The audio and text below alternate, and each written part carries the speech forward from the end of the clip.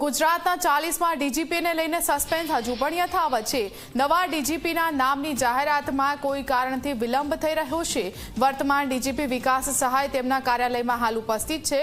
કામકાજનો સમય પૂર્ણ થયો છતાં પણ હજુ ઓર્ડર નથી કરવામાં આવ્યો। કેન્દ્રમાંથી હજુ સુધી નવા નામને લઈને કોઈ જાહેરાત નથી કરવામાં આવી। तो राज्यना नवा डीजीपी कोण तेना पर सस्पेन्स हजू पण यथावत छे। વધુ વિગતો લઈશું સંવાદદાતા હિતલ પારેખ ફોન લાઈનથી જોડાઈ ગયા છે। હિતલ, ડીજીપીના વિદાય સમારોહની તમામ તૈયારીઓ થઈ ગઈ છે, ત્યાં સુધી હજુ પણ કોઈ નવું નામ કેમ નથી આવ્યું?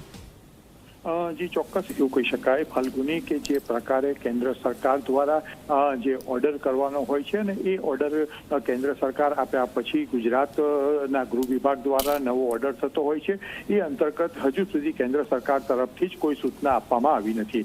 સ્વાભાવિક છે કે વર્તમાન ડીજીપી વિકાસ સહાય છે તેમની નિવૃત્તિને સ્વીકારી લેવામાં આવી છે અને જે પ્રકારે હાલના તબક્કે પોલીસ ભવનની જે સ્થિતિ છે એ સ્થિતિની વાત કરીએ તો જે બેટલ સેરેમની હોય છે એ રદ કરવામાં આવી હોવાની પણ જાણકારી મળી રહી છે। માત્ર વિકાસ સહાય આવશે અને તેમને પોલીસ સ્ટાફ દ્વારા વિદાય આપીને અહીંથી રવાના કરવામાં આવશે એ પ્રકારની સ્થિતિ છે। હજુ પણ ઓર્ડરની રાહ જોવામાં આવી રહી છે પણ હજુ ઓર્ડર નથી આવ્યો એટલે ગૃહ વિભાગથી માંડીને પોલીસ તંત્ર અને ઉચ્ચ અધિકારીઓ પણ મૂંઝવણમાં મુકાયા છે કે હવે શું કરવું। સ્વાભાવિક છે કે 6 મહિના પહેલા આ જ પ્રકારની સ્થિતિનું નિર્માણ થયું હતું। વિકાસ સહાયને 6 મહિનાનું એક્સટેન્શન આપવામાં આવ્યું ત્યારે પણ મોડી રાત સુધી આ સ્થિતિ હતી અને ઓર્ડર વગર જ અહીંથી વિકાસ સહાય રવાના થયા હતા અને ત્યાર પછી મોડી રાત્રે ઓર્ડર કરવામાં આવ્યો હતો। જી ફાલ્ગુની। હિતલ, આપ આ સ્થિતિ પર સતત નજર રાખી રહ્યા છો તો નવા ડીજીપી તરીકે શું કોઈને ચાર્જ આપવામાં આવી શકે છે અથવા તો કોઈ નવા નામ ચર્ચામાં છે?